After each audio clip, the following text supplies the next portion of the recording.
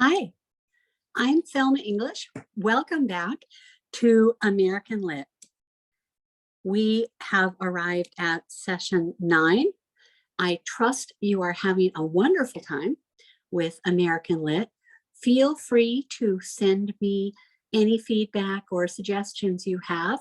I am very unlikely to go back and remake any of these sessions unless I have made a gross error, but I always like to get feedback because I have many more sessions to produce, and you can let me know what you like or what would be helpful for you. Let's open today's class with a word of prayer. Heavenly Father, we are so grateful for the privilege to learn at home, to watch videos, to utilize YouTube, to listen either alone in our room, on our own computer, or with a group of families, or in a classroom. We thank you so much for the provision of all of the free information available on the internet, for all of the information available in the hundreds of books, the thousands of books that have contributed to our understanding of American literature and worldview shifts. We thank you so much and pray that today would be fruitful. In Jesus' name, amen. It is true, thousands of books, thousands of good books that have to be read, must be read. And I do hope, I'll be spraying my throat all day today. I do hope that you will be inspired to read more books. Valley Vision, this is where you pause the video and your volunteer who volunteered last week to read this week can now read from Valley of Vision, that short collection that I prepared from you, or if you went out and bought copies of the Valley of Vision, which you really should, then you could select from that.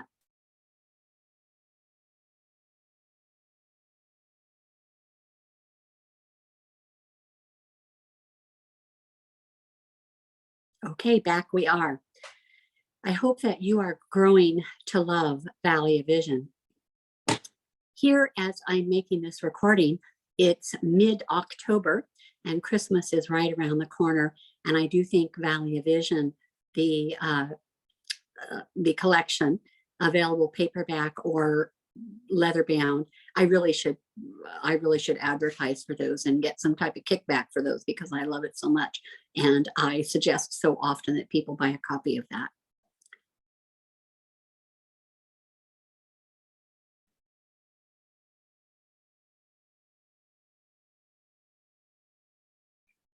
All right, schedule review. This is time for our first quarter exam. We'll be talking today about founding documents, about the Declaration of Independence, and about our Constitution. We'll be looking at that this week and next week also. You're turning in your Franklin papers. I hope that was a fun read for you and a fun paper to write. Turn in your syllabus reading checklist if you didn't do so last week, and have your parent or a TA check it off that you did 100% of your syllabus reading or 90%. Make a guesstimate, any pages you missed, make a good guesstimate because that is part of your grade for the first quarter. So you do need to have some type of grade for your syllabus reading checklist. Contrary to what the schedule said last week, there is no quiz on the last half of Franklin. It is always posted. There will be a quiz so that you will make sure to finish reading the book. But we do have an exam today. I'm going to guess that many of you will have that exam folded, stapled, and take it home and your parent will proctor it, or perhaps you're taking that in class today. I have done this both ways in my classes. Anything in a private school, we generally take the exam in class time, but students sometimes finish in 10 minutes, 15, 20 minutes, and others may pour over that for over an hour. So then you have to decide what to do with the students as they finish the exam. And of course, you get to decide that. I have a couple of ideas for you. So listen up. You're reading an annotated declaration handout. Someone has printed that for you today. The Constitution is in your syllabus. We start talking about the Constitution on page 100 in the syllabus. You need to get that out now. If you have a giant stapler, you can staple all of that together. The actual Constitution, after you get past the notes on the Constitution, the actual Constitution starts on page 116 of the syllabus. And my suggestion is that you go through the Constitution, page 116 and 117, for example. I have used orange to highlight section 1, section 2, and section 3, so that you can, so that I can see where there's the preamble and where the sections are divided, and then on the next page where things are divided. I've done that throughout my Constitution so that I can find everything easily and quickly in my Constitution. Now, your new writing assignment is a great one. This is going to be a lot of fun. I call it the Declaration and Constitution History paper of your choice. You can make a timeline. You could make a timeline of events leading up to writing the Declaration, or a timeline of events leading up to writing the Constitution. How many drafts did they go through? Who worked on these papers? Choose one or the other. You could do both, but it's a bigger project. And you have a paper of your choice. You could also choose an event. You could write about the writing of the Declaration. You could write about Constitution or Constitution Hall. You could take on a historic building and choose one of the buildings back east and write a history of what took place in that building and who built it, you know, the bell cracking and all of that type of things. Whatever you're doing in your history, I'm sure you have a few ideas. Or a historical person. You could write about Thomas Jefferson or Benjamin Franklin and their role in the preparation of the Declaration or the Constitution. And we will, this is due session 11. So that means this is a 2-week project. Now, it is possible that you could do an alternate artistic project, but this has to be approved by your teacher or your parent. Occasionally someone chooses to do something artistic and they turn in something that looks like a coloring page from a child's color book. So this artistic option is reserved for those of you who are artistic. It doesn't mean you have to be an artist. Perhaps you are very good at drafting and you want to do a construction on paper, not out of paper, but a draft drawing of one of these buildings. And then you need to include all types of notes on that paper that tell about it, when it was begun, when it was finished, were the materials, what are the rooms used for, something like that. I did have a student do a great project one time on the White House, and she ended up being able to download different drafts of the White House, which meant she had very little to do. So I had her add text boxes all over the rooms describing what the room is called and what the room is usually used for, things like that, so that she did get most of her word count in giving little descriptions. After all, what good is a diagram that you've just downloaded from the internet? So if you are artistic and you have a need to express yourself artistically right now, get permission first, please. But that is an option. This is the end of the first quarter. Your paper is 200, 300, 400 words. That's a 2-week project, 200 to 400 words. That's very few words. It's lots of research. The word count does exclude quotes. You need to include some quotes, and whatever your teacher thinks best, 1, 2, or 3 quotes, 2, 4, or 6 quotes. But quoting material is the best way to help us to not plagiarize and to make sure that the words are our own. And if we really can't say it better, to quote the people who are able to say it better. All right, you've got 2 weeks for this project. Get thinking about that. So there is no quiz today. And what we will do is we'll look at the quizzes you have taken in the first 9 weeks, and your best quiz score is going to be inserted into that spot for today's quiz. So I hope you have done well on your quizzes. It's only worth 3%, but everything counts. All right, if you're doing your exam in class, or if you are taking it home today, this is notes for in class today or at home. Put your name on your exam as soon as you have it. You don't want to leave it behind, and then your teacher or parent, nobody has any idea who left theirs and who didn't get an exam. So please put your name on it as soon as you get it, even if it's folded and stapled. It is a closed book exam. All of your books are closed and your syllabus is not allowed. Work quietly. Signal a parent or teacher if you have a problem. If there's something you don't understand, please mark answers clearly. Don't circle the 2 that you think it is, hoping that you will get it right. Circle 1 if it says circle 1. When you think you are finished, go over each item again to check for simple mistakes. The point values are in brackets. 4 in brackets means this is worth 4 points. This question is worth 4 points. Choose only one answer unless otherwise advised. If it says choose 2, if there are 4 possible and it says choose 2, then choose 2, please. Turn your exam in. You cannot ask for it back again. So the only way to go over it is before you turn it in. And it is possible that you'll find answers to some of the questions in some of the other questions. Or sometimes you will find words and phrases that you need, but they will be written in the questions, the content of the questions. So do go over your exam with that in mind, that will help you to perhaps make good word choices because you see those used in another question. So go over it. Don't go through as fast as you can to be the first one to finish. Turn your exam in. You can't have it back again.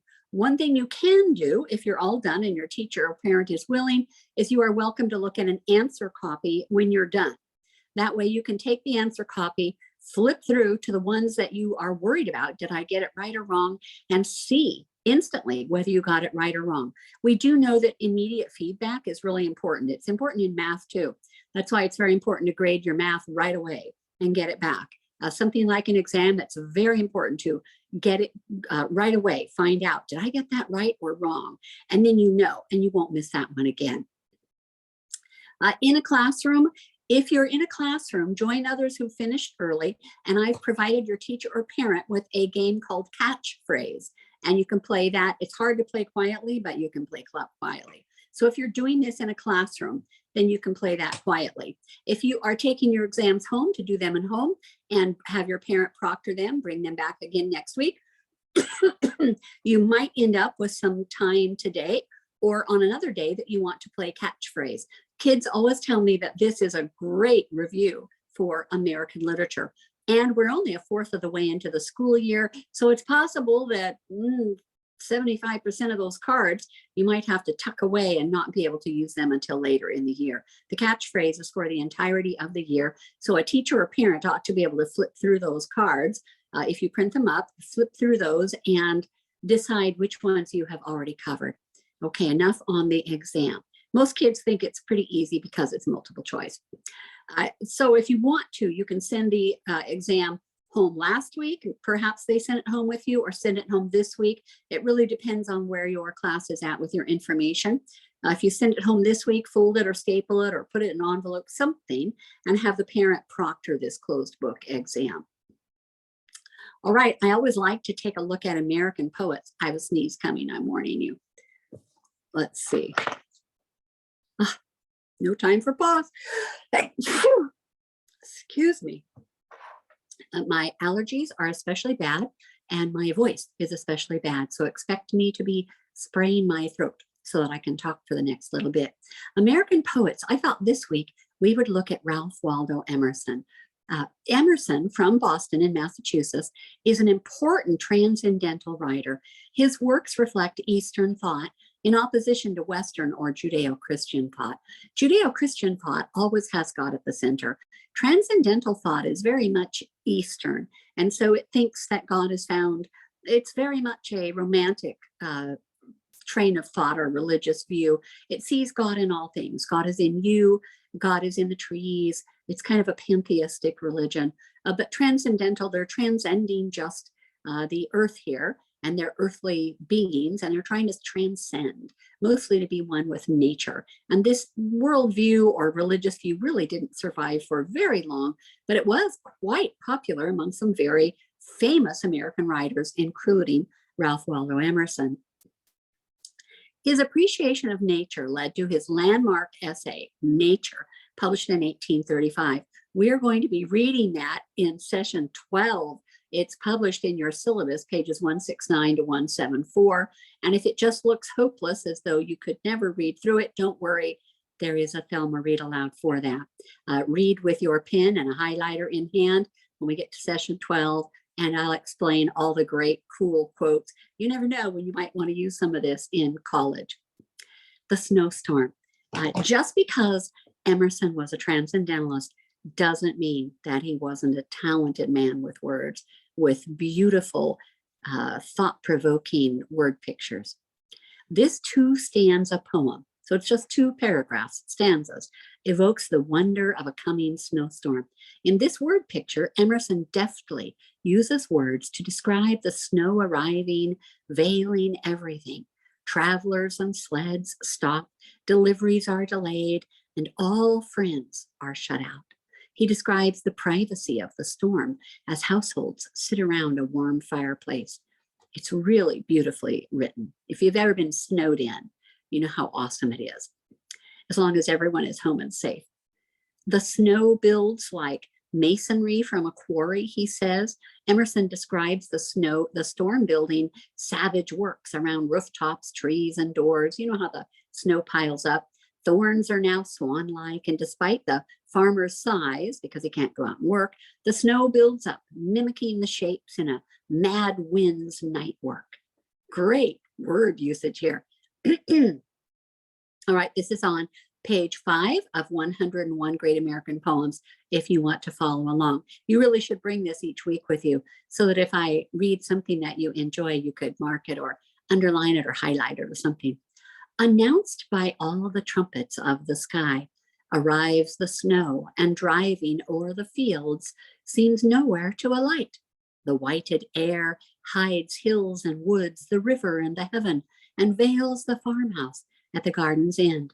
The sled and traveler stopped, the courier, the delivery man, the courier's feet delayed, all friends shut out. The housemates sit around the radiant fireplace, enclosed in a tumultuous privacy of storm. I love that phrase, privacy of storm. Come see the north wind's masonry, out of an unseen quarry evermore, furnished with tile, the fierce artificer curves his white bastions with projected roof round every windward stake or tree or door. Speeding the myriad-handed, his wild work so fanciful, so savage, not cares he for number or proportion. Mockingly, in a coop or kennel, he hangs Parian wreaths, and Parian just means white wreaths, as though it's Parian marble from the island of Paros in Greece. If you've, I suppose you haven't been there yet, but it's absolutely beautiful, beautiful island. So on coop, chicken coop, or a dog kennel or animal kennel, he hangs Parian wreaths. A swan-like form invests the hidden thorn, fills up the farmer's lane from wall to wall. Maugre the farmer's sighs, and at the gate a tapering turret overtops the work. And when his hours are numbered and the world is all his own, retiring as he were not, leaves. When the sun appears, astonished art to mimic in slow structures, stone by stone, built in an age, the mad wind's night work, the frolic architecture of the snow. Beautiful, beautiful description of a poem. If you read it 3 or 4 times at home, it will mean more and more and more to you. Every time you read a poem, you have the realization of another word choice that is amazing. And Emerson is an amazing, amazing poet with a great appreciation for nature. Syllabus page 98 has a small article about John Witherspoon, and the article mentions that John Witherspoon was a Scottish minister who emigrated to America in 1768. And this is my little spelling hint for the week. John immigrated from Scotland. John immigrated to America. It's a fascinating item to learn. Fun word info. So when you leave somewhere, you emigrate out of somewhere, out of Scotland. But when you immigrate, you are coming to. And I didn't realize there was 2 separate words until, I don't know, maybe 30 years ago. I'm 65 years old now. But it's worth learning some of these words. Those very unusual words, like the word colonel, that looks like colonel, but it's colonel. as in a colonel in the Army or Navy. Words are worth listening to. Now you have a session 9 handout, the Declaration of Independence with a few little notes on it. What do you think of Ben Franklin now that you have read his autobiography? What do you think? Was he a playboy? A few years ago, maybe 10 years ago, there was a History Channel special on Ben Franklin. And I think they kind of captured him here. Inventor, patriot, playboy. Now that you have read his own words, you have to admit that for his time and age, he was a bit of a playboy. I don't think he danced around in bars like this, but perhaps if it was 2022, when all of the other politicians are caught dancing in bars, why not Ben Franklin? So I don't think he was quite this much of a party boy, excuse me, in his own age, but I do think the picture paints a pretty good picture. Now, I used Franklin Day Planners for maybe 30 years, a page a day, and it was amazing how much I could get done when I planned that way. I'm still unable to use my phone. I know a lot of people switch to the phone. I do still like a paper planner, but I do use a smaller planner now that I'm less busy. But why would a marketer for day planners, it's called Franklin Covey, why would they choose Franklin's silhouette for their logo? You see his silhouette here on this day planner. You know where you're going, look good getting there. Binders and leather goods. Of course, your leather binder makes you look better, right? Well, there's a salesman. Because Franklin, just his image alone says organization and planning. Remember his 13 virtues. He was going to attain perfection by practicing all of those 13 virtues. Now, the Declaration of Independence, you've got that in your hands now. This was about 11 years before the Constitution was completely ready. That was a document that took quite a bit of work. The unanimous declaration of the 13 United States of America. And I have annotated this. The words in blue are in brackets, and that means those are Thelma English words inserted into a very valuable primary source document, our Declaration of Independence. So do not believe that those blue words are part of the Declaration. They are not. It is supposed to be a little bit explanatory to help you along. When in the course of human events, it becomes necessary for one people to dissolve the political bands which have connected them with one another, and to assume among the powers of the earth the separate and equal station to which the laws of nature and of nature's gods entitle them, a decent respect to the opinions of mankind requires that they should declare the causes which impel them to the separation. We hold these truths to be self-evident, that all men are created equal, that they are endowed by their Creator with certain unalienable rights, that among these are life, liberty, and the pursuit of happiness. However, what we're going to find later on is, what does life mean? What does liberty mean? What does the pursuit of happiness mean? And we've been talking about these now for a couple hundred years. In 1776, and these are notes now, I've put them in a smaller font so you realize this was not part of the text. In 1776, all men did not include slaves or women.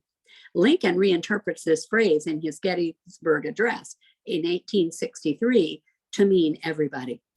What defines, but that's almost 100 years later, what defines happiness creates problems for a modern society that defines happiness as getting what you want. We define happiness today as getting what we want. We're not happy because we don't have what we want, or we don't get to go where we want to go. We don't want to do what we want to do. And as we learned from some of the presidential inaugural addresses, is that presidents throughout time have had different ideas of happiness. But in 1776, happiness means the pursuit of virtue. That's what is happiness. It is imitating Christ and becoming more like Christ. Continuing with the declaration, that to secure these rights, governments are instituted among men, deriving their just powers from the consent of the governed.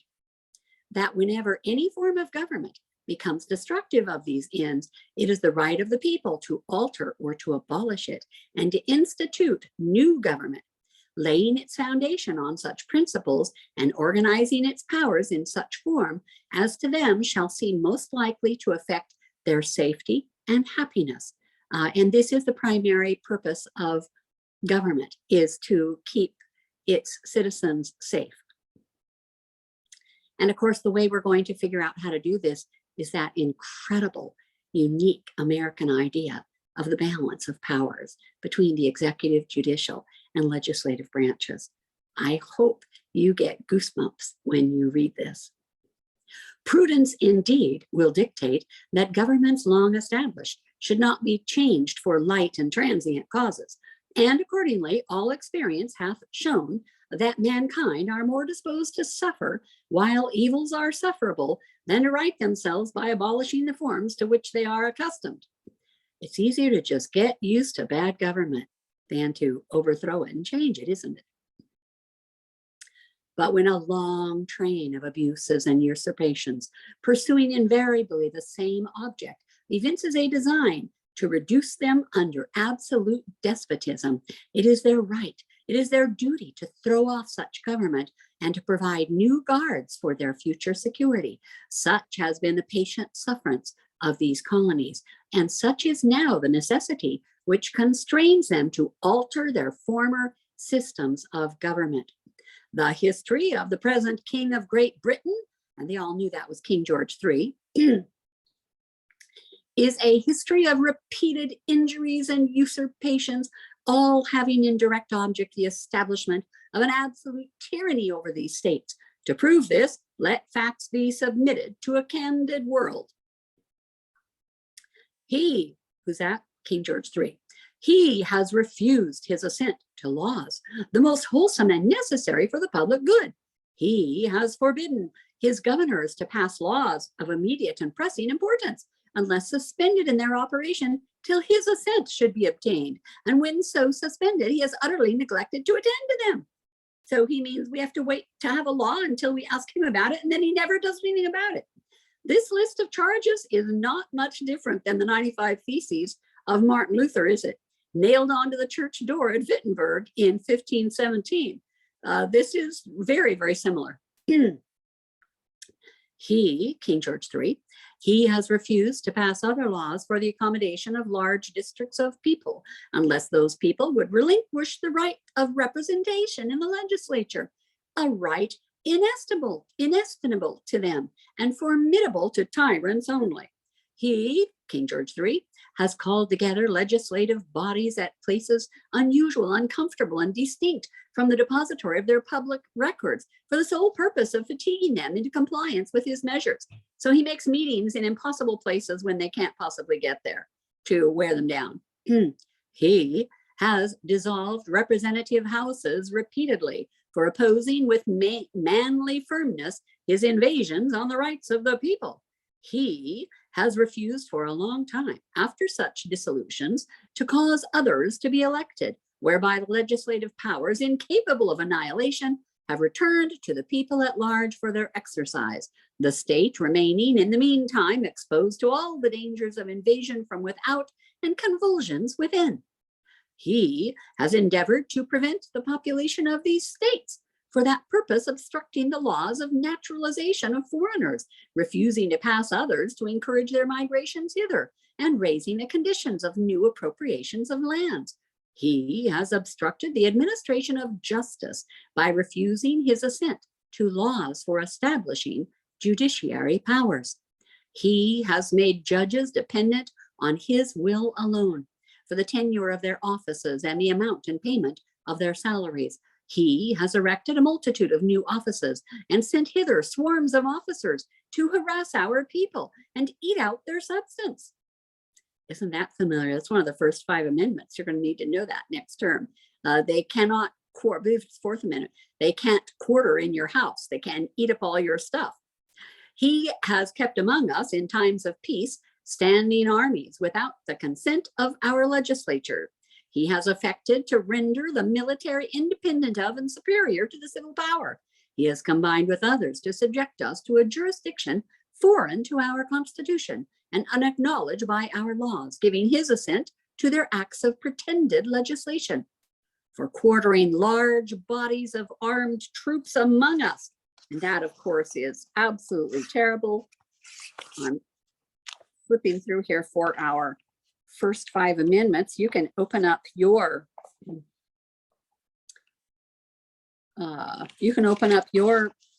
syllabus also and go to page 127, and you'll find the Bill of Rights, Amendment 1. Amendment 1 is the 5 freedoms: freedom of religion, freedom of speech, freedom of press, freedom of assembly, freedom of petition. You can petition your government. They can't just throw you in jail. Amendment 2 is that we can keep a militia. Amendment 3, it's the third amendment. Amendment 3, apologies. No soldier shall, in time of peace, be quartered in any house without the consent of the owner, nor in the time of war, but in the manner to be prescribed by law. This amendment was made in 1791, and so this is about 15 years after the Declaration, and you see it right there in the Declaration. That's why we needed that amendment. He is combined with others to subject us to a jurisdiction foreign of our own Constitution, unacknowledged by our laws, giving his assent to their acts of pretended legislation, for quartering large bodies of armed troops among us, and then eating all your food, for protecting them by a mock trial from punishment for any murders which they should commit on the inhabitants of the states, for cutting off our trade with all parts of the world, for imposing taxes on us without our consent, for depriving us in many cases of the benefits of trial by jury. This is really bad. Might as well be living in Iran. For transporting us beyond seas to be tried for pretended offenses, for abolishing the free system of English laws in the neighboring province, establishing therein an arbitrary government and enlarging its boundaries so as to render it at once an example and fit instrument for introducing the same absolute rule into these colonies, for taking away our charters, abolishing a charter is like a little mini constitution, and they had charters with most of the eastern states, abolishing our most valuable laws, altering fundamentally the forms of our governments, for suspending our own legislature and declaring themselves invested with power to legislate for us in all cases whatsoever. He has abdicated government here by declaring us out of his protection and waging war against us. So he has dishonored his, he's abdicated being our government, the King Charles III has, because he no longer protects us. And of course, that's the primary role of government, is to protect the people. And he's waged war against us, and that just doesn't go with what he agreed to do. He has plundered our seas, ravaged our coasts, burnt our towns, and destroyed the lives of our people. He is at this time transporting large armies of foreign mercenaries, people who just fight for money, to complete, and of course that's how they wrote it then, the works of death, desolation, and tyranny already begun, with circumstances of cruelty and perfidy, scarcely paralleled in the most barbarous ages and totally unworthy the head of a civilized nation. He has constrained our fellow citizens, taken captive on the high seas, to bear arms against their country, to become the executioners of their friends and brethren, or to fall themselves by their hands. He has excited domestic insurrections among us, and has endeavored to bring on the inhabitants of our frontiers the merciless Indian savages, whose known rule of warfare is an undistinguished destruction of all ages, sexes, and conditions. In every stage of these oppressions, we have petitioned for redress in the most humble terms. Our repeated petitions have been answered only by repeated injury. A prince whose character is thus marked by every act which may define a tyrant is unfit to be the ruler of a free people.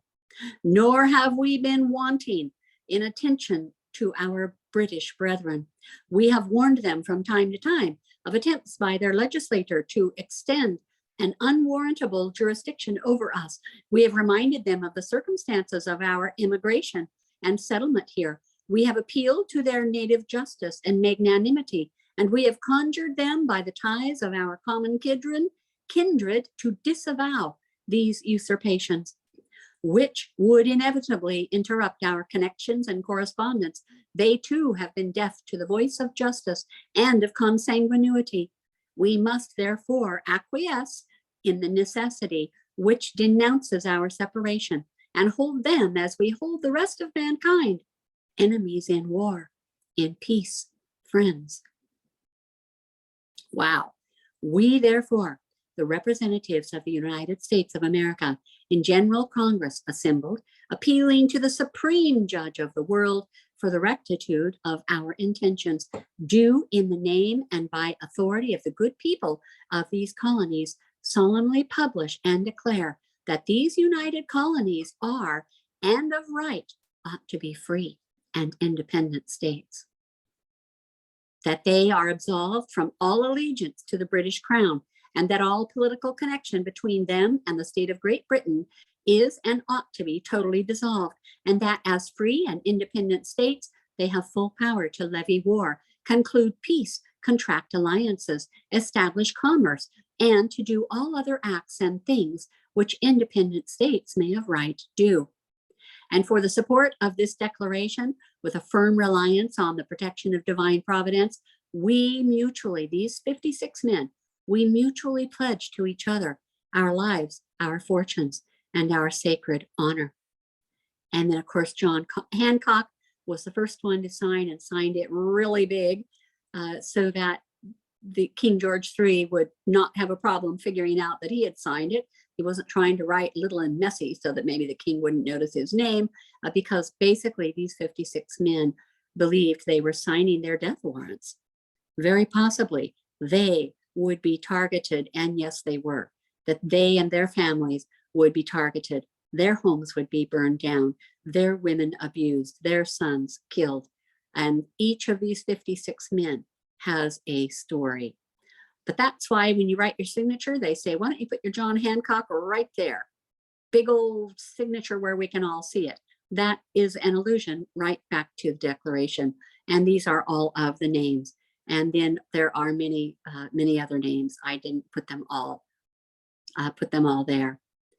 Portraits and signatures of the signers. This is kind of a famous poster piece of artwork. And of course, this is before photography. So they are all little sketches of everyone who signed.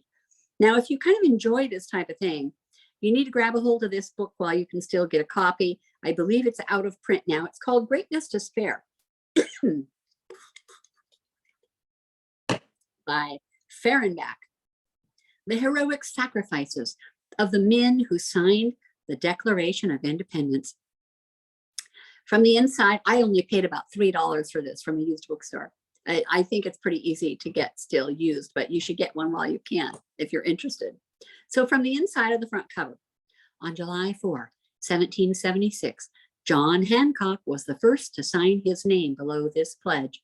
Over the following four years, 55 other men signed the Declaration of Independence, and by doing so, they too made this awesome pledge at a time when this revolution against the Crown of England was not history, but a dangerous gamble for freedom. When the prospects for freedom were small, these men branded themselves leaders of the revolution, and so put their fortunes on the line for this new concept in which they believed, liberty. Here are the stories of 42 of these men, patriots who redeemed their pledge with heroic personal sacrifice, somehow with the whole panorama of the Revolutionary War on which to focus. The stories of these men and their sacrifices have largely been forgotten. But sacrifice they did. The ebb and flow of 7 years of war, these men were constantly hunted, their families singled out for persecution, their sacrifices to the war effort particularly great. Although there was a former indentured servant among the signers, these are largely the stories of property owners, men who had worked hard to achieve success, men who had everything to lose. Told by a best-selling author with a deep personal feeling for his subject, these are the stories of a man who trained American guns on his own home because it was being used as a British command post. Can you imagine doing that? And this is, of course, before homeowners insurance. Imagine turning the guns on your house because the British are there and saying, blow it up. of a man who would not recant his pledge to gain the release of his two sons. So his sons were being held captive and being tortured, and he refused to recant. Captured and being tortured by the British. Of a man who, by signing, cut himself off from English doctors, the only men in the world who could treat a malignancy, eating away his face. These are stories of sacrifice with patriotism as its sole motive. 56 men signed the Declaration of Independence, and of these 56, not one recounted. It is difficult to understand why these powerful true stories have been so largely forgotten. Having read them, you will never forget them. From the frontispiece of the book, a letter from John Adams to his wife, Abigail Adams, July 3, 1776. I love this part. The second day of July, 1776, will be the most memorable epoch in the history of America. I am apt to believe that it will be celebrated by succeeding generations as the great anniversary festival. It ought to be commemorated as the day of deliverance by solemn acts of devotion to God Almighty. It ought to be solemnized with pomp and parade, with shows, games, sports, guns, bells, bonfires, and illuminations from one end of this continent to the other, from this time forward forevermore. You will think me transported with enthusiasm, but I am not. I am well aware of the toil and blood and treasure that it will cost us to maintain this declaration and support and defend these states. Yet, through all the gloom, I can see rays of ravishing light and glory. I can see that the end is more than worth all the means, and that posterity will triumph in that day's transaction, even although we should rue it, which I trust in God we shall not. And of course, he's talking about what we now celebrate on the 4th of July, which we do celebrate with illuminations. Interesting how much he tied God to that celebration. I got mine for, I don't know, $3, $4, $5, $6. These are my two favorite bookstores. One is www.bookfinder.com, and the other is www.abebooks.com for used books. And of course, the bookseller who should be on this is exodusbooks.com. www.exodusbooks.com should have been here on slide 50. This would be a great senior project to simply get a copy of this book, read the book, take notes on the signers, and give us an overview of some of your favorite stories from the signers. That would be a fantastic senior project. A senior project is something that is 4 to 7 minutes long near the end of the year, the last class or two, where the seniors in class all present some type of a project that has something to do with American literature, American heroes, American history, American buildings, architecture, land use, or anything like that. Okay, now we're going to switch gears a little bit and start talking about the Constitution. The Constitution was about 11 years behind the Declaration. And I'm utilizing a really fun website. It's www.binsguide, as like Ben Franklin, binsguide.gov, and it's prepared for schools. And I've borrowed here the parts that I thought were appropriate, but it really is a fun website. The Constitution of the United States is the foundation of our American government. As the supreme law of the land, no law may be passed that contradicts its principles, and no person or government in the nation is exempt from following it. In other words, the Constitution is the Constitution is the Constitution. Writing the Constitution, the Declaration of Independence established an underlying foundation later realized through the Constitution of the United States of America. It took about 11 years. After the American Revolution, each of the original 13 states operated under its own distinct rules of government. Plans for colonial union were proposed from time to time, one of which was the Albany Plan of 1754. Benjamin Franklin was the author of this plan at Albany, New York. During this time, most states opposed any form of centralized rule by government because they feared the type of control exercised when England ruled the states as colonies. So here we have these colonies afraid to join into a union, afraid to legally be joined into a union because they don't want it to turn into the same kind of problem they had with King George III. They don't want somebody to end up as a king. So they're not exactly sure what to do. So they're coming up with plans from time to time. And that one by Ben Franklin was the Albany Plan. So as a compromise, and compromise is a key word, even today in 2022, compromise, compromise, compromise. They framed the Articles of Confederation, which were ratified in 1781. You have a mention of this in your syllabus, page 110. This League of Friendship, they called it, did not provide for any type of real effective power in a central government. This led to many problems and left the central government unable to regulate commerce between states because they didn't have any power, settle disputes, or deal with foreign governments because they couldn't speak for everybody. So this is really an issue that they're kind of divided. The country was weak and on the verge of economic disaster. One of the most critical events during this time was an open revolt known as Shays' Rebellion in Massachusetts. And you'll have to look that up in your history book. This weak central government was unable to provide much assistance to the state because there was not a central army. You couldn't call for soldiers, call a state of an emergency and call for soldiers and the Red Cross and all that. There just wasn't anything like that. A special convention was called, which came to be known as the Constitutional Convention of 1787. Delegates from all of the states, except Rhode Island, convened in Philadelphia, Pennsylvania, to create a plan for a more centralized type of government and to revise the Articles of Confederation. Two good plans were presented for government, the Virginia Plan and the New Jersey Plan. The Virginia Plan called for a powerful central government comprised of the executive, legislative, and judicial branches. Smaller states were concerned that this plan would not be truly representative of their needs and interests because they're little. The alternative plan, the New Jersey Plan, would revise and amend the Articles of Confederation to allow Congress to control trade and taxes, but still provide states with much control and autonomy or self-governance, self-control at the local level. Okay, this is sounding more like what we're familiar with, isn't it? To allow Congress that represents everyone to control trade and taxes, but still give the states their own control and self-control, autonomy at the local level. The delegates to the convention finally reached a compromise, and it was so amazing. It's called the Great Compromise, and it's mentioned in your syllabus, page 111, combining ideas from both plans.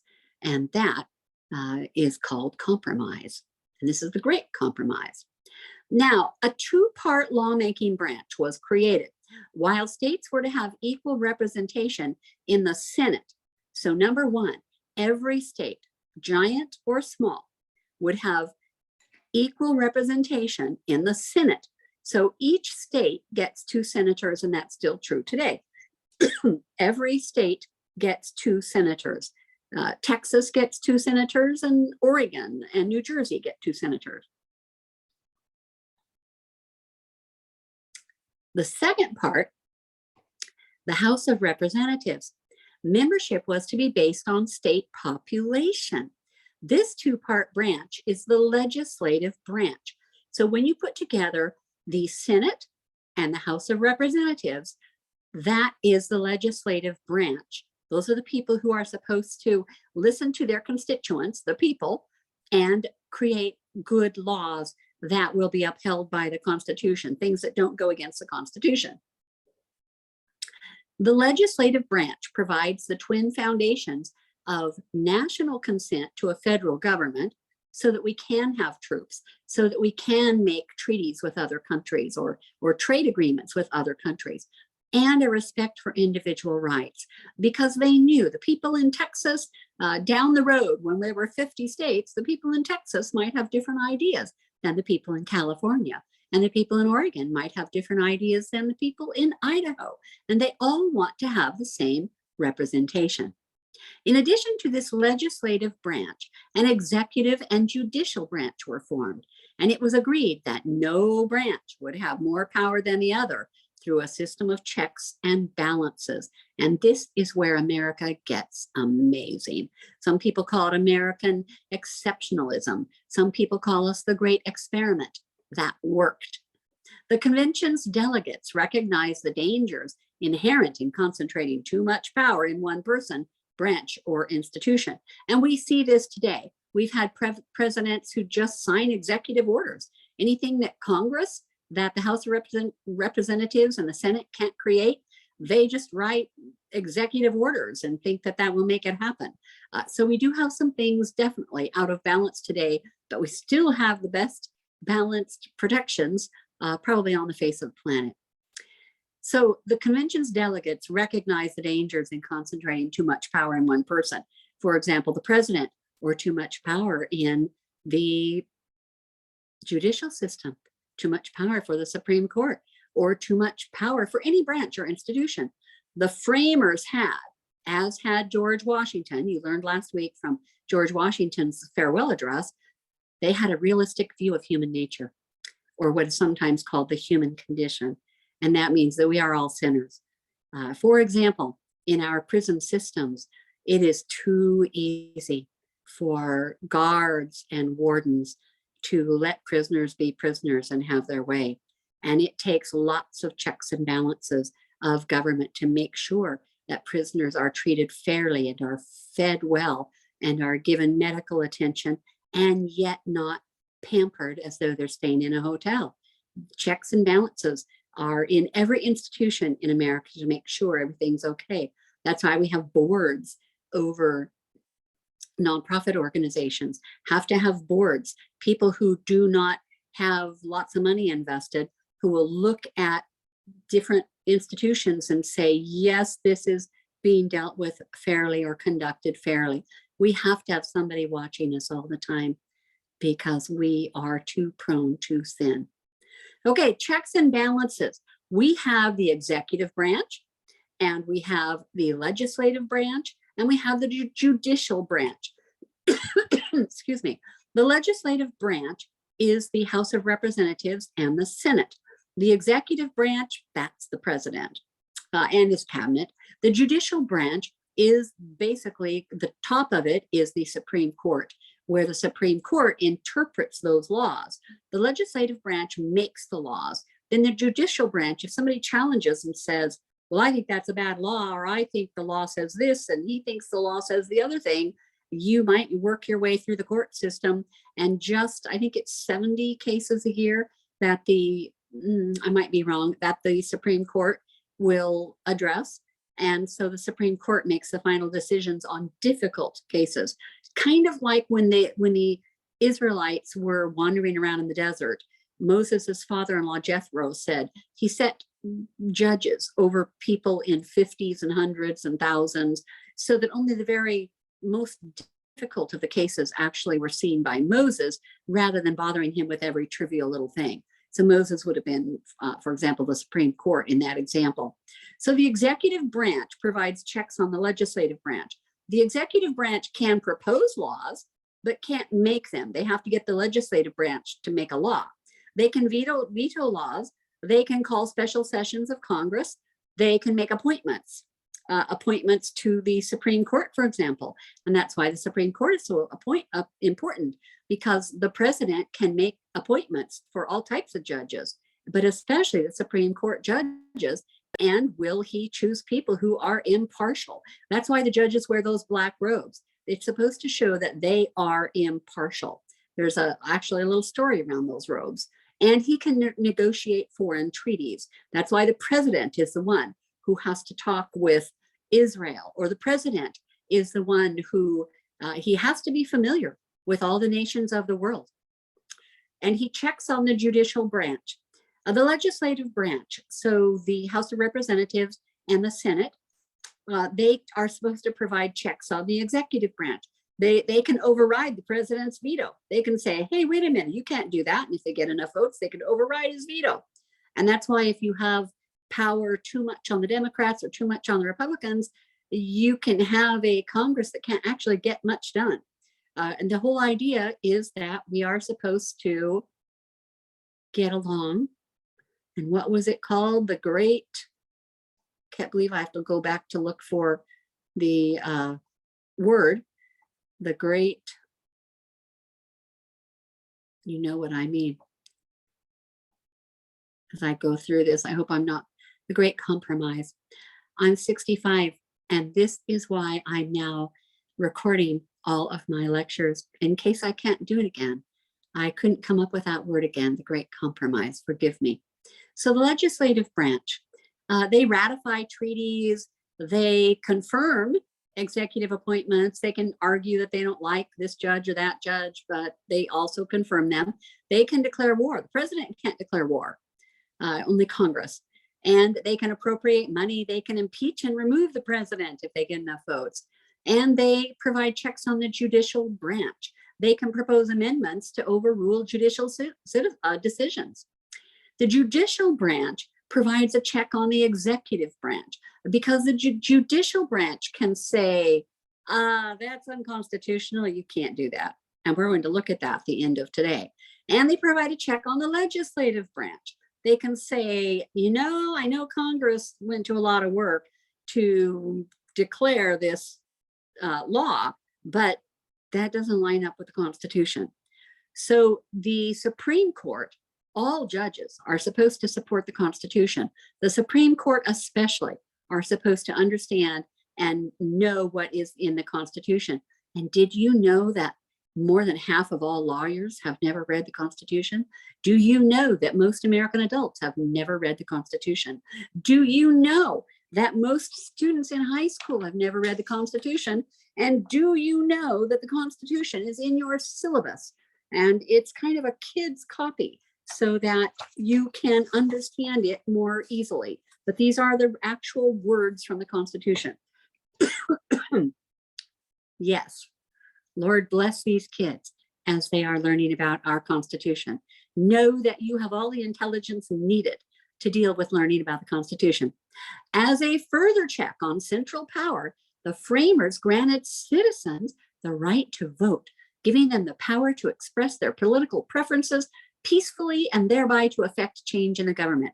Now, of course, this didn't happen for women or people with black skin or other people. This didn't happen until the early 1900s, but eventually this all happened. This new plan was known as the Great Compromise. As a result of this work, the Constitution was drafted and presented to the American public on September 17, 1787. I suppose if your birthday is September 17, that makes it a pretty special day of your birth. The Constitution establishes a federal democratic republic form of government. That is, we have an indivisible union of 50 sovereign states. It is a democracy because people govern themselves. It is representative because people choose elected officials by free and secret ballot. It is a republic because the government derives its power from the people. And that's why America is amazing. The purpose of our federal government, as found in the preamble of the Constitution, which is in your syllabus on page 116. Let's look in your syllabus on page 116. On page 116, we have the preamble. And of course, I have that circled in green on my copy, the preamble. I use lots of colors on my Constitution so I can find things easy. And of course, it is we, the people of the United States, in order to form a more perfect union, establish justice, ensure domestic tranquility, provide for the common defense, promote the general welfare, and secure the blessings of liberty to ourselves and to our posterity, do ordain and establish this Constitution of the United States of America. Isn't that amazing? We have 6 core purposes in our Constitution: to form a more perfect union, to establish justice, to ensure domestic tranquility, to provide defense, to promote the general welfare, and to secure liberty. The preamble is based on principles that you can see if you're looking at it right now on syllabus page 116, that there are inherent rights. Everybody born here or living here has all of these rights, and that we practice self-government. Government by the people. and that we have a separation of powers. Extremely important. We have these branches of government and they have different powers and they must work together for our country to work correctly. In order to achieve this purpose, the founding fathers established these three main principles: those inherent rights, rights that anybody living in America has. Self-government, we govern ourselves, and that separation of powers, as I just mentioned, that each branch has different powers. Now, amendments. Your Bill of Rights, turn to syllabus, page 127, and the first amendments, the first 10 are called the Bill of Rights. Syllabus, page 127, the Bill of Rights, you'll see that, and it has the first 10 amendments, which were all prepared. You can look at the date in 1791. And in 1791, we had about, I looked it up and I'm not sure on the accuracy, we had about 700,000 slaves in 1790. About 18% of our population in 1791 were slaves. Yeah, it doesn't feel so good, does it? All because they are people with dark skin. This 10th Amendment is what the Southern states used as their antebellum rally cry.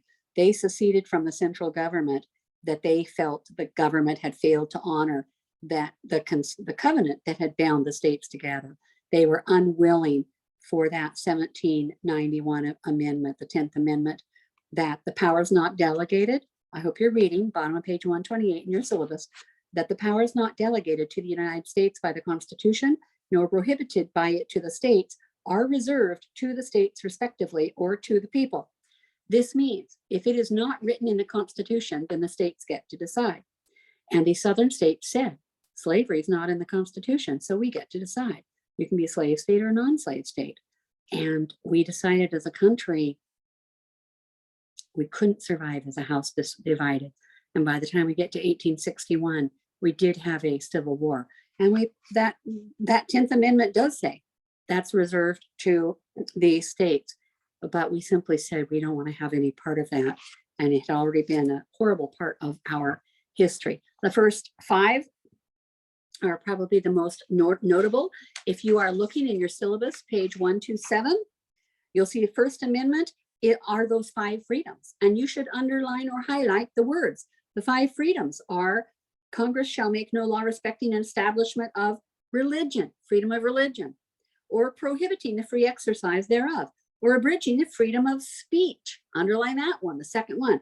Freedom of speech, or of the press. Underline that, freedom of the press, or the right of the people peaceably to assemble. So the right to assemble, that's the 4th right. And the 5th right, the 5th freedom, all in the First Amendment. And to petition the government to assemble and to petition the government for a redress of grievances. You can petition your government for change. You won't just get locked up and thrown away. You can't go break windows, but you can peaceably assemble as many thousands of people as you can get together, and you can change the world. Look what Martin Luther King did with thousands of people marching, peacefully protesting, and he changed our world. People protesting, saying, we are Americans. Our skin is darker, but we're just like you. We're Americans. And of course, many of my students are not all Caucasian or all white. Nobody's really white, I suppose. And I think we deserve to have a pride if we are American mongrels, Americans with the more different countries that are in your family history. I think that makes you more American. Or if you're the first generation to come from Italy or from Norway or from wherever you came from, that's something to be very proud of, that you made the decision that you're going to come here and be Americans. And you're not going to just marry each other. People who come from Norway, for a while, I suppose they're more comfortable with each other, but they're going to marry the people from Ireland and the people from Africa, and the people from Africa can marry the people from Italy. And Americans, We are true mongrels. You should go home and ask your parents tonight, what's the history of our family? What's the history of our people? When did we come to America? Where did my grandma and grandpa come from? Who did they marry? Some of those things are hidden treasures just waiting to be discovered in your family. Captivity narratives. You may have your own family captivity narrative. You may have your own links to Puritans. You may have embarrassing links to bootleggers or criminals, but they're links and they're part of your history. Okay, moving on. You can tell I get really excited about the Constitution. After much deliberation and discussion at the state level, the following two concerns emerged from among those who feared the Constitution's proposed centralization of federal power. They were afraid of this threat of tyranny, and they were afraid of the loss of local control. To address these fears, our founders amended the Constitution by adding the Bill of Rights, those first 10 amendments. These 10 amendments provided a series of clear limits on federal power and a host of protective rights to citizens.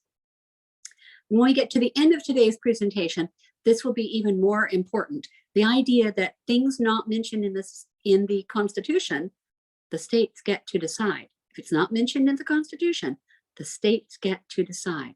Today, our nation celebrates the longest lived written Constitution in world history.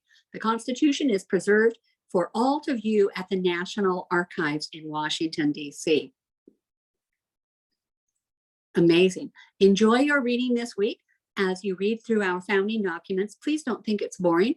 Get a highlighter out and highlight things like the Bill of Rights, Amendment 1. Use highlighters to mark so that you can find things, later amendments, or the things that you find interesting. The 14th Amendment we'll be looking at today again near the end of class. The 15th Amendment, if you're interested in women getting the right to vote, this was Amendment number 15 in 1870. The right of citizens of the United States to vote can't be denied by race, color, or previous condition of servitude. So now people with dark skin get to vote, but who is missing there? Oh, women. So we need to go all the way to the 19th Amendment to get to women. The 19th Amendment, 1920. This is on page 132 in your syllabus. Women finally get the right to vote. And they have to let them go vote. You're welcome to staple pages 100 to 143 to make reading easier. Mine is all stapled together so that I can just pull it out to look at it or to teach. And next week is the preamble scramble. So be prepared. I know some of you may have memorized it. All right, we're going to go back to structured notes. You received these session 6. So pull those out. It says at the top, the Puritan gives way to the Yankee. And we talked about all of these things already. We are picking up on page 2 of these notes. William Blackstone, because I want you to know him, an English jurist, which means he's a lawyer.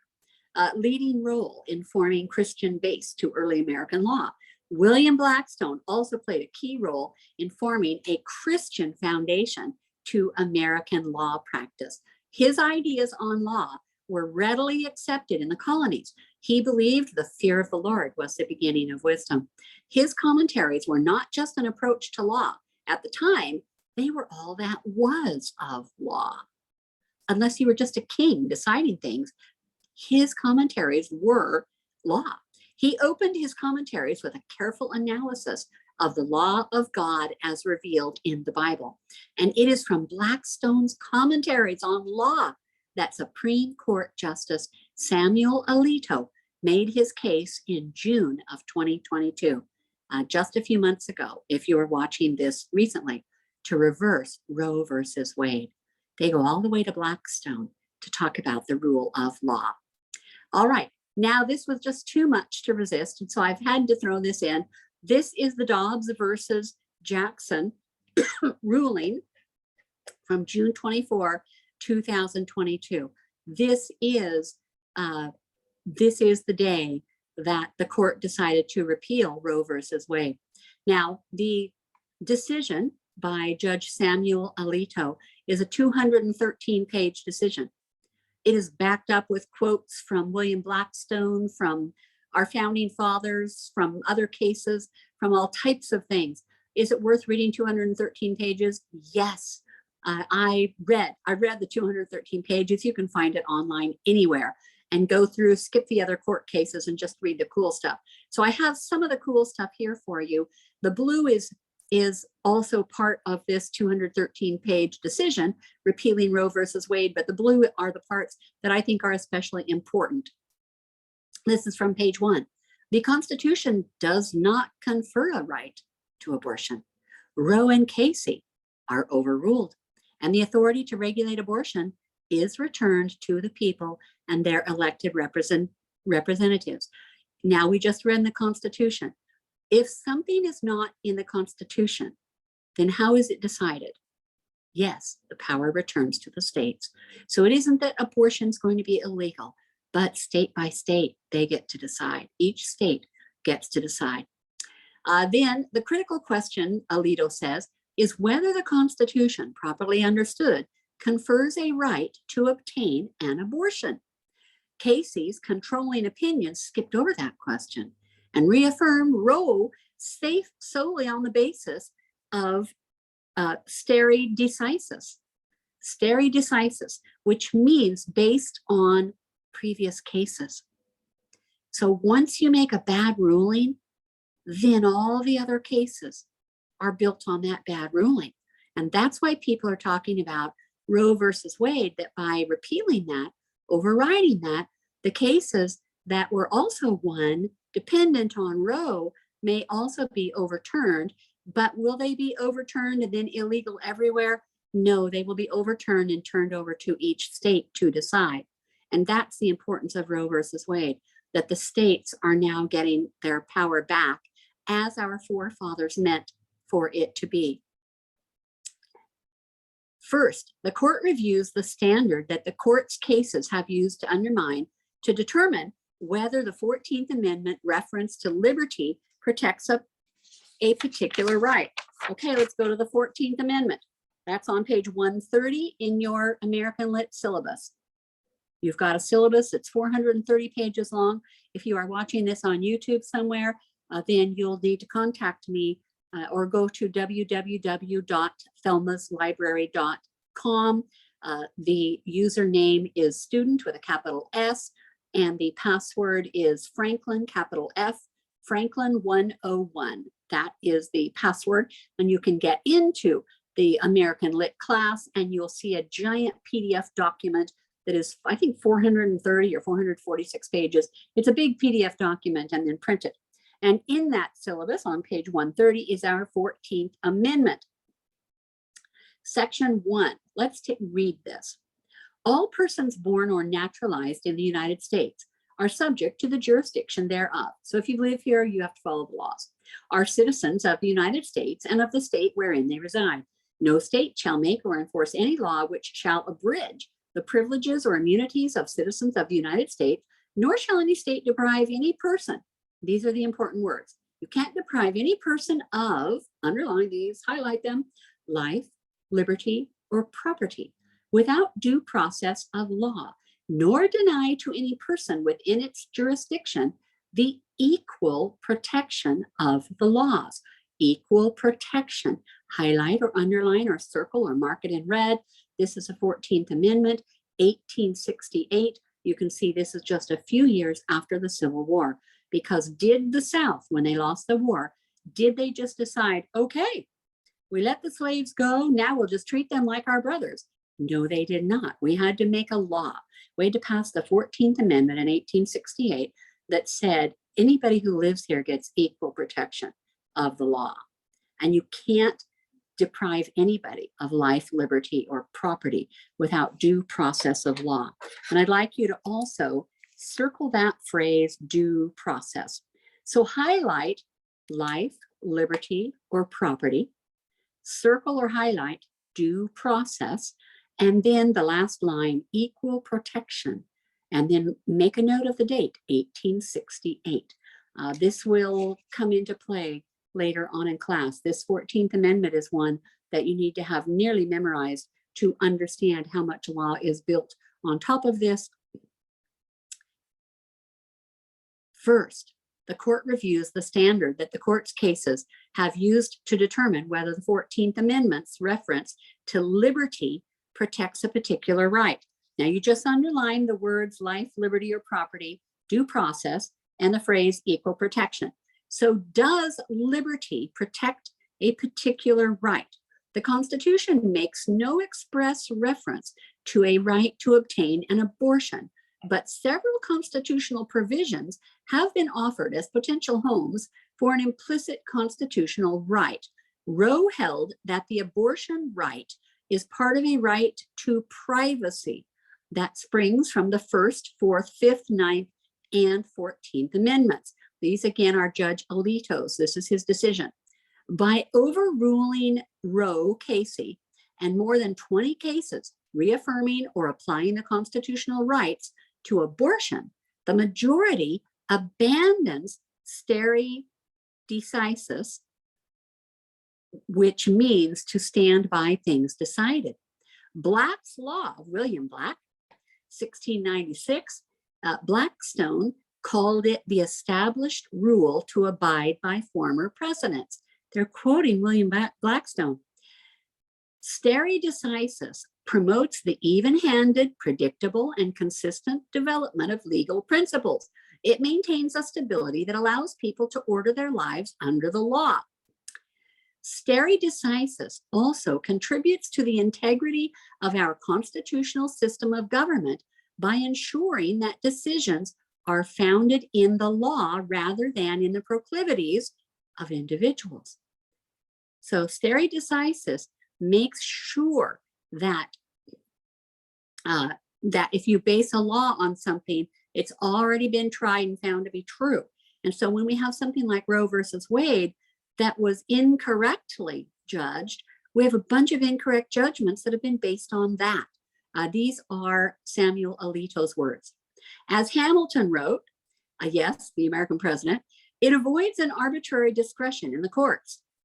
The court can't, you just can't have a court that says, oh, I think it really should be legal, let's make it legal. And that's what happened in Roe versus Wade. Blackstone said before him, before Alexander Hamilton, it keeps the scale of justice even and steady and not liable to waver with every new judge's opinion. And that's what's happening in America now, isn't it? We have every new judge's opinion, and they simply twist the words around of the 14th Amendment until they come up with a new understanding that it supports their cause. Next, says Alito, the court examines whether the right to contain an abortion is rooted in the nation's history and tradition, and whether it is an essential component of ordered liberty. The court finds that the right to abortion is not deeply rooted in the nation's history and tradition. And I jumped forward to page 3. Guided by the history and tradition that map the essential components of the nation's concept of ordered liberty, the court finds the 14th Amendment clearly does not protect the right to an abortion. Until the latter part of the 20th century, there was no support in American law for a constitutional right to obtain an abortion. You could go to syllabus page 130 with the 14th Amendment, and you could write down this quote on slide 75 of Judge Alito's decision reversing Roe versus Wade with his Dobbs versus Jackson ruling, June 24 of this year, that the 14th Amendment clearly does not protect the right to an abortion. Until the latter part of the 20th century, there was no support in American law for a constitutional right to obtain an abortion. Those will be important historical words. No state constitutional provision had recognized such a right. This is still Judge Alito. Until a few years before Roe, no federal or state court had recognized such a right, nor had any scholarly treaties. Indeed, abortion had long been a crime in every single state. And I'm skipping a whole bunch now. By the time the 14th Amendment was adopted, 3/4 of the states had made abortion a crime at any stage of pregnancy. This consensus endured until the day Roe was decided. Roe either ignored or misstated this history, and Casey declined to reconsider Roe's faulty historical analysis. And I would encourage you to read this 230-page document in your spare time. If you need to, if you print it, it's only 115 pieces of paper and you can highlight everything. This is one of the more profound things that has happened in your lifetime. And here's a great quote from William Blackstone. No enactment of man can be considered law unless it conforms to the law of God. Wow. All right, back to our notes. I jumped out of the notes at William Blackstone. I jumped out of the notes and gave you that little case because the June case was so important, June 24, 2022. Now back to our notes. As Hamilton wrote, it avoids an arbitrary discretion in the courts. Oh, I'm not back to our notes. Excuse me. I am 65 years old now. I'm still in the Alito case. These are still Alito's words. Supreme Court Justice, we are not back to our structured notes. As Hamilton wrote, it avoids an arbitrary discretion in the courts. And as Blackstone said before him, it keeps the scale of justice even and steady and not liable to waver with every new judge's opinion. Next, the court examines whether the right to obtain an abortion is rooted in the nation's history and tradition, and whether it is an essential component of ordered liberty. The court finds, says Judge Alito, that the right to abortion is not deeply rooted in the nation's history and tradition. Guided by the history and tradition that map the essential components of the nation's concept of ordered liberty, the court finds that the 14th Amendment clearly does not protect the right to an abortion. And it looks like I read that twice. That's what happened. Please excuse me for that. I read that twice accidentally. We are back to our structured notes.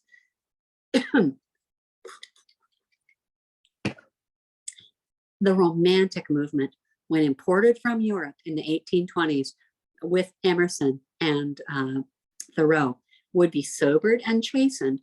Its moral idealism would be admitted, and the moral anarchy would be rejected because we have this Puritan heritage.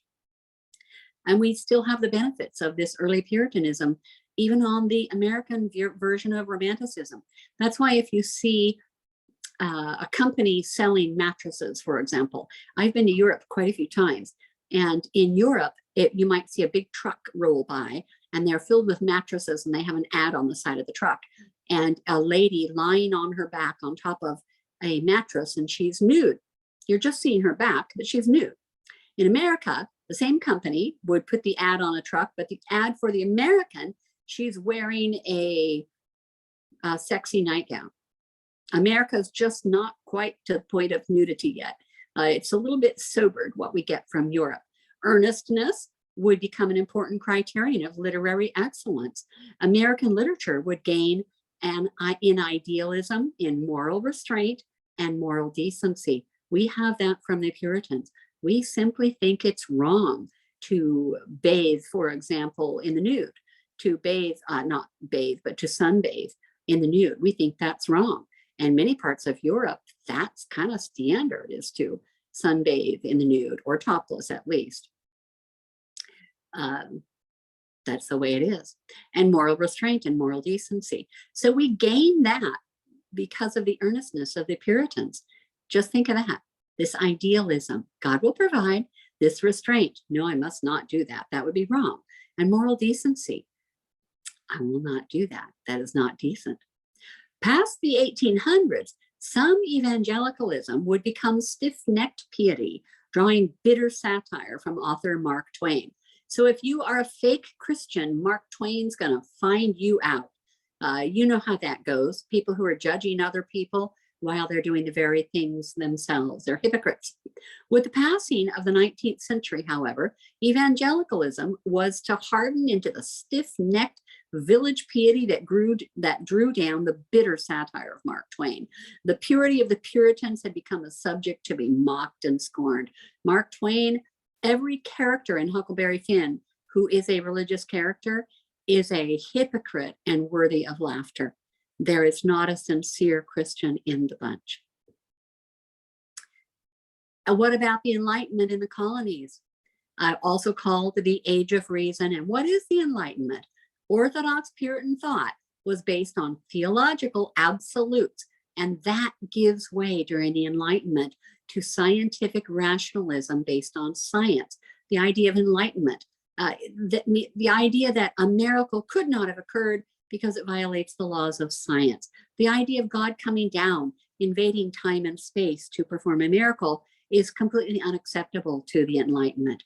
It's in striking contrast to that determinism of orthodox Puritan thought that was brief but strongly influential, and influencing the flowering of scientific rationalism also.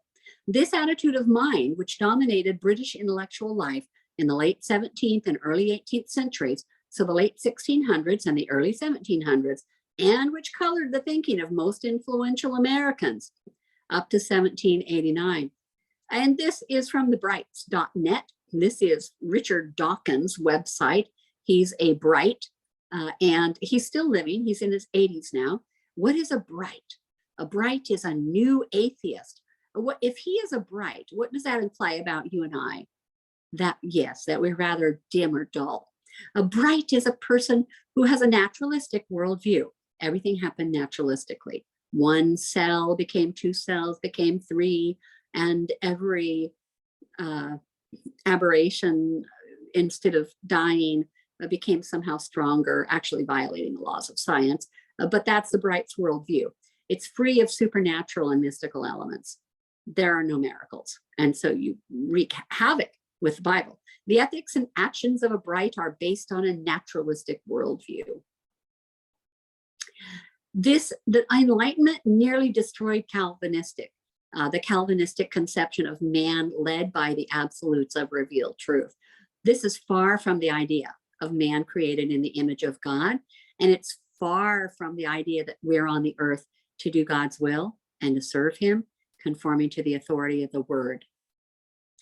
Man is now the master of his own fate and the master of the fate and the hope of his universe. Man's expanding knowledge of the universe through scientific inquiry breeds this thrilling confidence in man's intellect. The principles and laws of science are soon applied to the Bible, leading to a mistrust of miracles, which is that intervention of God into time and space. In the Enlightenment, we have an emphasis on reason rather than authority. It's the culmination of Renaissance thinking, not Reformation, but Renaissance thinking, and it reflects a very mechanical worldview. The Enlightenment is not theological, right? It's a mechanical worldview. Once miracles are discounted, Jesus becomes just a good man, worthy of imitation. Like Ben Franklin says in his 13 virtues, imitate Jesus and Socrates, both good men. Without the resurrection, the gospel is impotent, it's worthless. If Jesus didn't rise from the dead, then there's no gospel. Education now becomes the key to moral virtue, very similar to what Benjamin Franklin tried to do with his 13 virtues. You practice, practice, practice. You want to be honest, you want to be clean, you want to be nice, practice, practice, practice, and that's how you obtain moral virtue. It would not be from being born again. With its emphasis on reason rather than authority, its encouragement of scientific inquiry, it's almost childlike belief in the perfectibility of man and his word, whereas a theological Puritan view would be that man is fallen and needs regeneration, needs to be reborn. But they believed man could be perfected. The Enlightenment marked a huge departure from Puritan acceptance of biblical authority and replaced it with an emphasis on reason, the culmination of Renaissance thinking. The theological worldview of original sin, total depravity, was viewed as flawed and unreasonable. Moral virtue is thought to be attainable through scientific discovery and practice. The impact of the new scientific enlightenment on the established religious beliefs was, of course, devastating. Enlightened philosophers reject the older pessimistic idea of original sin, man's total depravity. These were viewed as flawed and unreasonable. And this, of course, is extremely sad. We see the results of this today, that many churches do not teach original sin or man's total depravity, that man needs to be reborn. All of those things are thought to be outdated, especially today would be under attack original creation, or the idea of a literal 24/7, 24-hour days. The Enlightenment fostered this false sense of security and engendered a wonderful spirit of inquiry that appealed to the pioneer spirit of the colonists.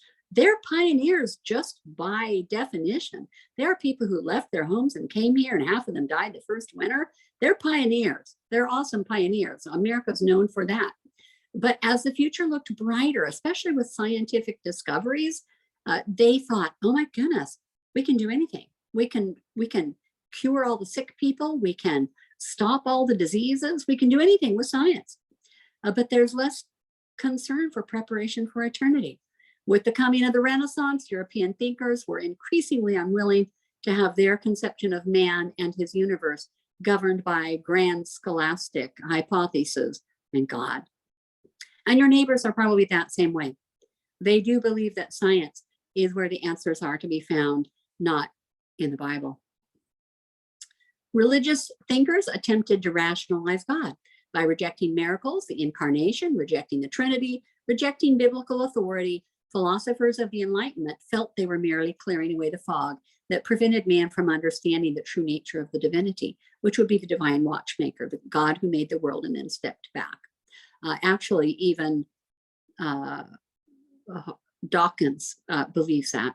He does believe that there is some type of a scientific watchmaker. It's quite interesting. Some Enlightenment thinkers thought themselves to be deeply religious. 17th and 18th century science can be considered an attempt to establish the existence of God on a rational rather than an abstract basis. Religious thinkers attempted to rationalize God by rejecting miracles. I believe this is a duplicate slide. They reject everything: miracles, incarnation, Trinity, and biblical authority. Following the trail blazed by Isaac Newton, they held that essential truth is revealed by natural laws, which are in turn revealed by reason usually with a capital R. The fact that these laws exist and that they operate rationally is proof in itself of a divine being, all the laws of nature working together. Since some force must exist to have created and motivated the vast machinery of the universe, you can tell that at this point, people have not adopted, in the 16 and 1700s, they have not, Darwin's not there yet. To Isaac Newton, the great machine of the world, the earth, must have a mechanic or a supreme architect. Joseph Priestley put the thought another way in his analogy of the watch. The existence of the watch alone testifies that there must be a watchmaker. Okay, what about deism? Deism lasted for a short period of time. It's still here. It's still a popular worldview, like I mentioned, Richard Dawkins. What is deism? What is a deist? Did they have churches? No, not really. It was more of a philosophical belief. They accepted the authority of human reason, but they rejected anything miraculous. So there was no Trinity, as Augustine so well had stated in his essay on the Trinity.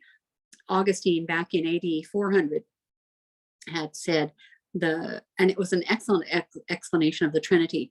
He said that the Father, Son, and Holy Spirit are of the same substance, but different functions. Isn't that interesting? That's actually from classical lit, so it's wrong class.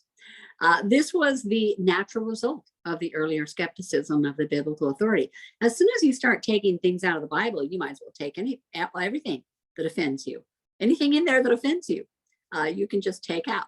So they denied the divinity of Christ. And they looked at his teachings and said, this is part of our creed. This is a good idea to live like this. They advocated divine worship, although in time this came to mean a private relationship between the individual, not attendance at public services. You don't have to go to church. You should just believe that God made this world, and you should be a good person and kind of act like Jesus. They accepted the authority of human reason. It's significant, though, that many deists were members of the clergy. They were pastors. There never developed a deistic church or a formal organization. The same process works today. Humanistic ideas begin in the universities with the intellectuals. I have students who believe everything the Bible says until their first year at university.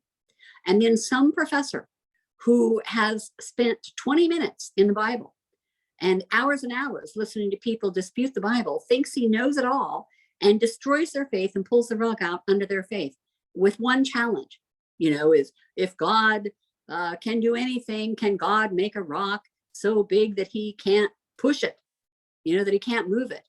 People try ridiculous arguments. And the scholarship that supports the efficacy of the Bible is thousands of times beyond the scholarship that your university professor pulls out one morning on the first or second day of class to try to humiliate you, asking you a senseless question that cannot be answered. Humanistic ideas begin in the universities, and the intellectuals. It might take 20 years to filter down into the common man's world because they leave university, they go to jobs, they believe everything they were taught. Essentially, deism was a way of thinking rather than a formal institution. There were no deistic churches. Its implications were as much ethical and social as they were religious.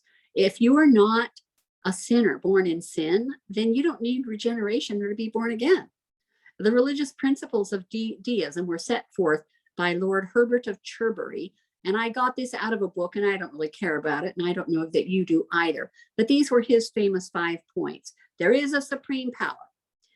The supreme power should be worshiped. The good ordering or disposition of man, the reason that we're like we are is because we're kind of like God, the best part of the divine worship. That's always been believed. 4, all vices and crimes should be expiated. We should get rid of all vice and effaced by repentance. You should repent. And that there are rewards and punishments after this life. Nothing about being born again. The spirit of the Enlightenment came rather late to the American colonies, partly because of the natural cultural lag between dependencies and a mother country. It took a while for things to get on a boat and come over here, partly because of the predominantly religious nature of the colonies, and partly because the almost completely agricultural-based economy in America was less concerned with scientific and mechanical development than was the industrialized England. We just were still working on getting our act together with providing food and all of that for our country. Nevertheless, by the latter half of the 18th century, the last part of the 1700s, the eastern seaboard cities had become centers of rationalistic thought. Spiritual foundations were weakened by strong dissent. We attacked the authority of the clergy. Who are you to tell me what's right and wrong? We stressed the need for individual practicality and self-reliance. You've got to be self-reliant. We'll be reading that Emerson essay, Self-Reliance. Many of the New England dissenters believed the universe to be comprehensible through man's reason rather than through divine revelation. They didn't want to read the Bible looking for little pieces and clues. They didn't want to read about God telling Abraham, I think Genesis chapter 17 is one of the locations, that your dependents will be as numerous as the stars in the sky and the sands on the seashore. And the enlightened people said, wait. What do you mean? A comparison of the number of stars in the sky and the sands on the seashore? That's a bad metaphor. Wow, because look how many pieces of sand are on the seashore, and we can count the stars, right? They could count them. They knew exactly how many stars there were. And people thought, oh, the Bible's wrong. Oh, the Bible's wrong. God didn't know that. And what do we now know? Of course, there are as many stars as there are grains of sand on the seashore. Amazing, isn't it? Reason was at least equally important with biblical authority. And the authoritarianism of the saints, as they called themselves, the Puritans, became more and more drawn to religious liberalism in response to public demands. Just like today, we don't want to offend anybody. We don't want to look stupid. And so slowly, one thing after another, we roll over and accept what the world presses. We do that same thing today. We cave into public demands of liberalism, and we don't want to offend anybody, and we don't want to be called stupid. Though born in Boston of Puritan parents, Benjamin Franklin, while retaining all of his Puritan faith in the standard virtues, nevertheless had no patience with what was conceived to be the Calvinistic attitude that the earth was a temporal place of testing, so constituted to try men's spirits for the wrath to come. Theologically, the earth is temporary, isn't it? Because we know there will be a new heavens and a new earth.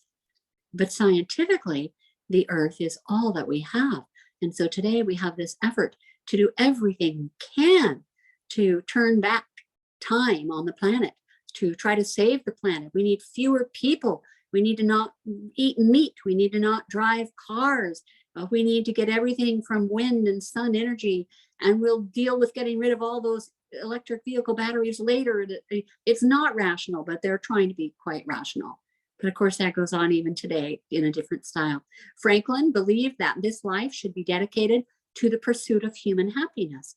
How's that different from a Puritan view? What would Mary Rowlandson say about that? Which is attained only through a constant cultivation of the art of getting along with one's fellow man. For example, his 13 virtues. For Franklin, the act of worship was carried out most sincerely when it was directed toward the betterment of man in his practical, everyday human relationships. Accordingly, Franklin borrowed from the Puritan teachings his famous 13 virtues, published in his Poor Richard's Almanac. And remember those? The Dover edition, in page 64 and 65 of Franklin's autobiography: temperance, silence, order, resolution, frugality, industry, sincerity, justice, moderation, cleanliness, tranquility, chastity, and humility. And he exhorted other people to practice them. And it is a really good list, but it's not Richard Baxter's list, is it? Franklin's attitude was simply a secularization of the Puritan concept of hard work for the common good.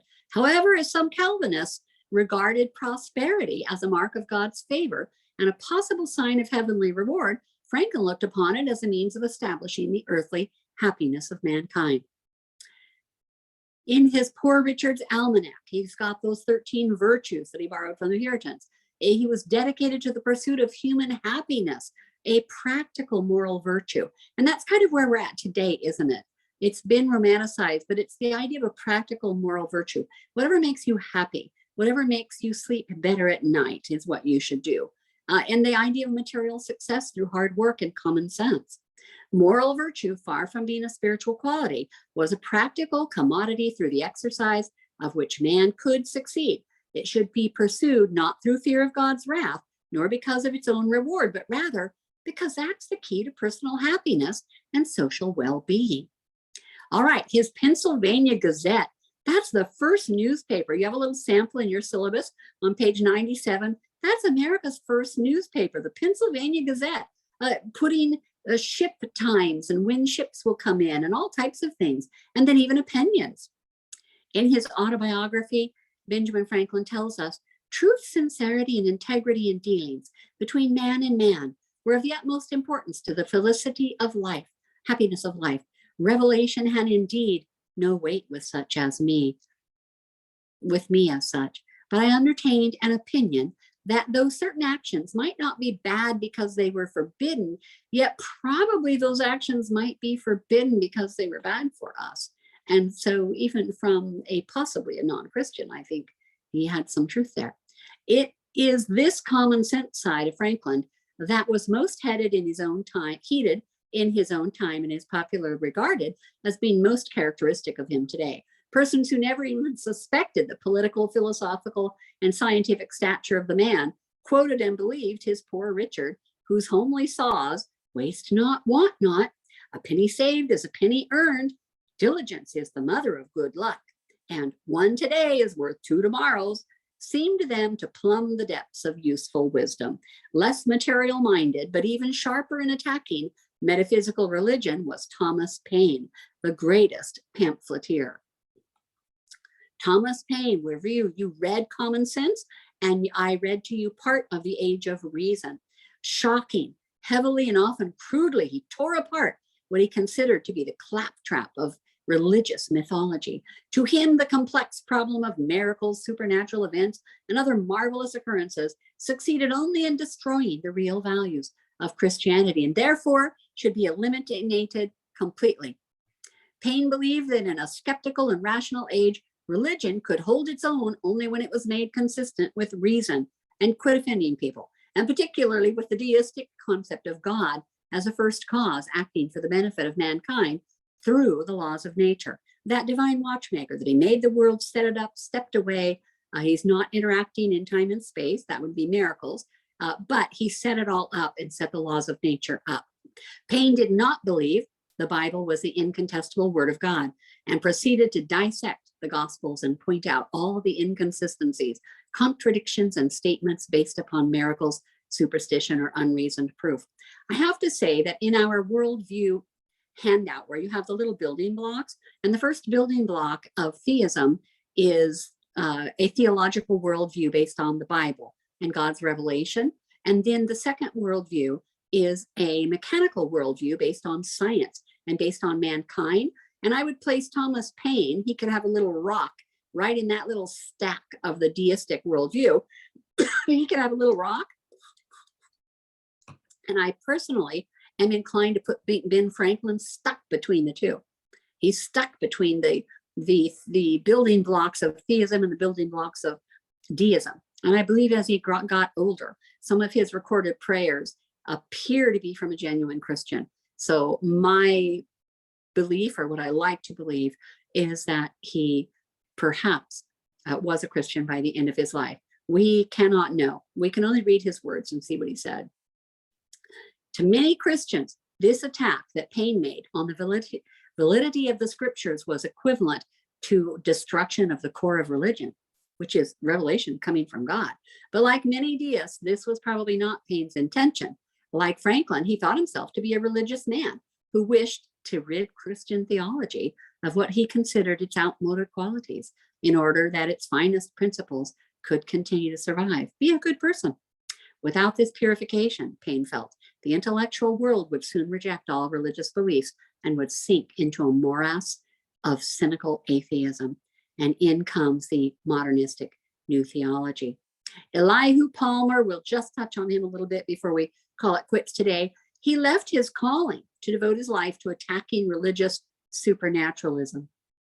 His widely read Principles of Nature was one of the most uncompromising works of the Enlightenment, and also one of the most forceful in calling for an ethical religion based on natural laws.